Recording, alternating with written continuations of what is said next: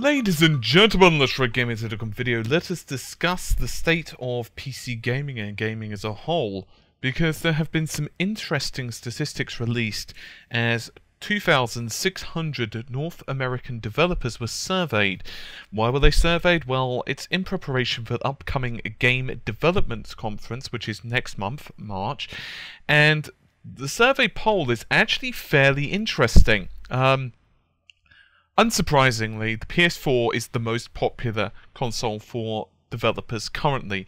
20% of those games developers who were polled said that they were interested in creating games for the new console. 17% for the Xbox One, and Nintendo's Wii U manages to trail at a rather painful 4%.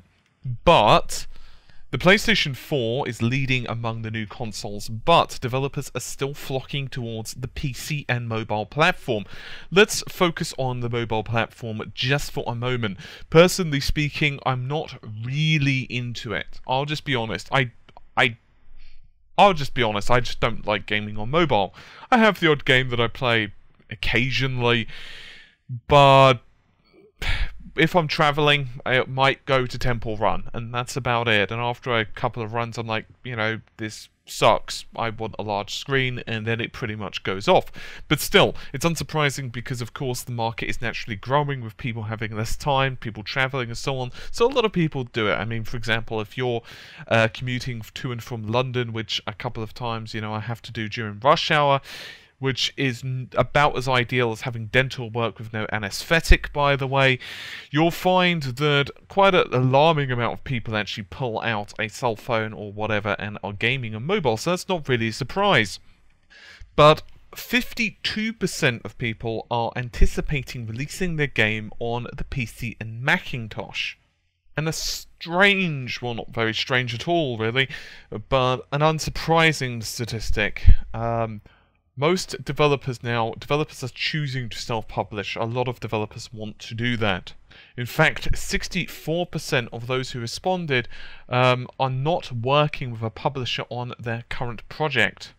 19% are, and the remainder, 17%, say they work at a publisher. So the split is pretty much the same as it was for the previous year, and this, of course, is reflecting heavily upon digital distribution, which, of course, the PC and mobile platforms are pretty much pioneering. Meanwhile, the graphics card market is seeing a little bit of an oddity. The graphics card shipments are up in the fourth quarter of 2013. We've seen a gain the second time in a row. It was up 1.6%. Previously, it was up 2% from the same quarter of last year. So what we're seeing is a decline an increase quarter to quarter, but a decline year to year for the PC graphics shipments, which isn't really unsurprising. Now it's started to become a lot more regular, I think. I think there's multiple reasons for this. We've even heard recently that Square are considering releasing titles now for like the Final Fantasy future titles anyway for the PC, which is a curious move. I mean, back in the day, after the PlayStation 1 versions of Final Fantasy 7 and Final Fantasy 8, there certainly was the Final Fantasy 7 and 8 on the PC. And, of course, they were a little bit better than the console derivatives. There were high-resolution options available, faster loading times, blah-de-blah-de-blah. So it's good if they start to do that, because, you know, it's only more sales for them, particularly as the PS4's architecture, for example, is very similar to that of the PC now. So one of the things that I think is starting to really push this is now that we're seeing a lot more powerful, a lot more demanding game engines. The new CryEngine, of course, is Crysis 3, which I have no doubt Crysis 3 started to push things. We're also starting to see the proliferation of GPUs, which are actually just ludicrously good. Which card was it? It's going to bug me. The GTX 750 Ti. I'm sure it was the Ti, not the standard 750. I'm going to be lazy and not Google that, but I'm pretty sure it was the Ti. I know I'm naughty, aren't I? But anyway, as I was saying, that card was specifically marketed and created to be like the Titan card, the Titanfall card. And indeed, there's a couple of kind of humorous reviews that are going around the internet. You can Google them yourself. And one of the taglines for one of the reviews, I think it was on GameSpot, although I don't really like GameSpot for tech reviews, if I'm totally honest, but that's by the by. Nothing against GameSpot. I think they do good PC reviews and so on, but I just don't really necessarily put huge amounts of faith in their GPU reviews. No disagreements with their accuracy. It's just they don't usually go as in depth as, like, if, for example, even ourselves or the one of the other really big sites. But anyway, I'm kind of going off the beaten path there.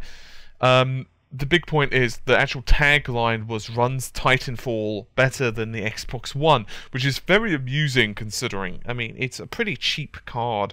I'm not going to check on a daily basis, but when it was released it was about 120, 130 Great British pounds, which is fairly cheap, to be honest. AMD, of course, are releasing the fairly cheap R7 265, which, if you actually look at the saturation of cards that I consider to be good gaming cards in the, I'll just use British prices, you know, you can translate this into dollars, but the £100 to £200 mark is ludicrous right now. You've got things such as the R7 range, like the 260, the 270s, the 270Xs. Obviously, some of them are slightly more expensive than others. You've got Nvidia's new cards, the 750 and 750 Ti's, which I think are very promising in terms of the Maxwell, in terms of the performance per watt, but I don't necessarily think that they're the best purchase for your dollar. I feel that AMD probably have the better price to performance ratio at the moment. I personally think the 265 and the 270 are just ludicrous values for money, and the 270X, it's just like, it's just ridiculous. Like, the amount of money that you're paying for a card that can easily, comfortably play 1080p on pretty much all titles if you're willing to turn down the AA a little bit. It's just ridiculous, and I think this is a good sign for PC gaming. So yeah, let me know your thoughts on this. On the channel, as many of you know, we've just recently conducted the GTX 780 Ti review, and the reason I did that isn't necessarily because, you know, it's a new card or whatever. You know, it's been out for a couple of months, but I myself am trying to practice like those type of reviews because, you know, we've been around for a couple of years now, but ultimately speaking, I know the basic premises of how to review a graphics card and so on. I know like how to do it, blah blah blah. But still, there's a difference between like that and actually knowing the methods that work for me. So it was a good kind of practice, because ultimately we want to start doing a lot of reviews and budget reviews, that type of thing, because let's face it, it's great to see the Titans. It's great to see like the R7, R9 290Xs, which by the way have inflated massively in price right now, thanks primarily to Bitcoin miners, which obviously have nothing to do with gaming at all. And I kind of understand retailers cashing in on that, because the R9s are really good for mining because of their compute power, and this has been a problem I feel with Titan. And this is one of the reasons that I was saying the Titan Black Edition isn't necessarily a great buy, because as it turns out, if you're going to be doing a lot of compute functions like mining, it's generally, well, I would say generally, at least in the UK, the prices of the R9s aren't that bad. They're about the $400 range, but in the US, I've heard them going for like $700, which is just like, what? What's going on there?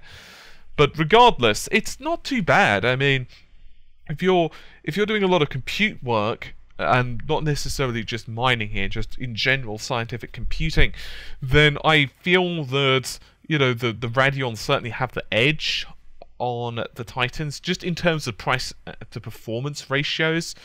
Obviously, some people might feel differently, but that's just one thing to consider. So anyway, I feel that it's definitely a good time to be a PC gamer. This is not anything against console gaming, by the way. I'm not belittling it or anything like that. I'm just merely reporting my opinions on the findings from this survey. And This is, by the way, from John Peddy Research, that's JPR if you prefer, which is the industry's research and consulting firm for graphics and multimedia. They're the ones who are saying that the graphics shipments are actually up, which is a good thing.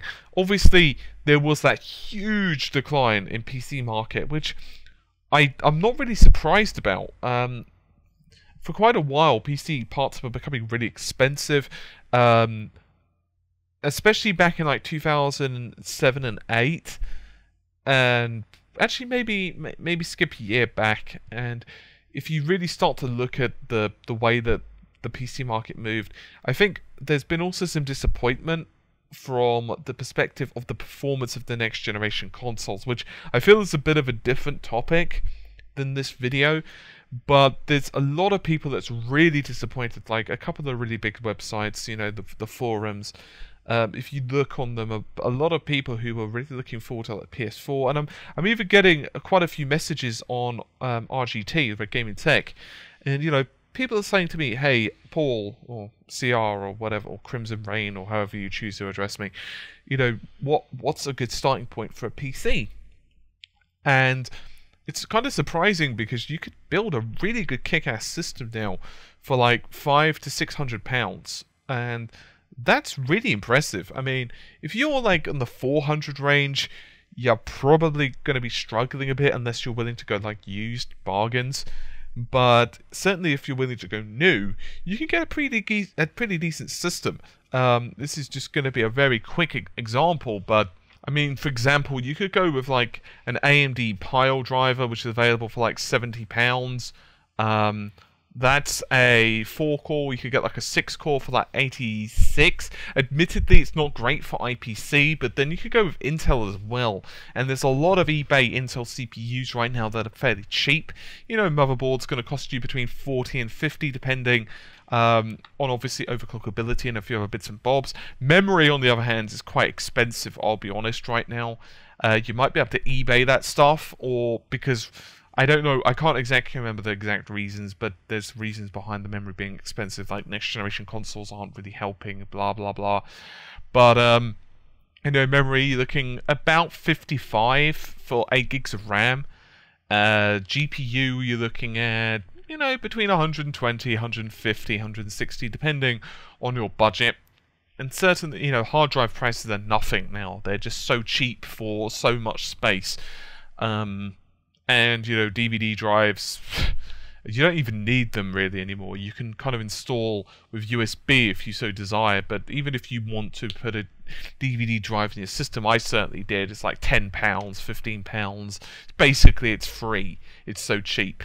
My point being that PC parts are definitely, it's fairly cheap now to build a reasonable gaming system. It's not necessarily going to be able to run, you know, tri-screens at 1080p, but it's certainly enough for like 1080p gaming, particularly if you're not someone who wants to lavish on SSAA or MSAA, if you're willing to go with just like, say, anisotropic filtering times 16, which is pretty cheap in terms of GPU performance. It's not necessarily that expensive to enable AF times 16. Obviously, it depends on the GPU in the game, but it's not necessarily that expensive. And in terms of FXAA, it's pretty cheap as well. It's pretty free, actually, in Crysis. I don't remember the frame rate drop, but it's just a few frames a second. And so it's, you know, it's pretty good. Anyway, there's a lot more I have to say about the subject, but it's becoming a little bit rambly, and that's not necessarily the purpose of the video. So anyway, yeah, let me know your thoughts and opinions on this one. Anyway, I'll see you soon. Take care. Bye for now.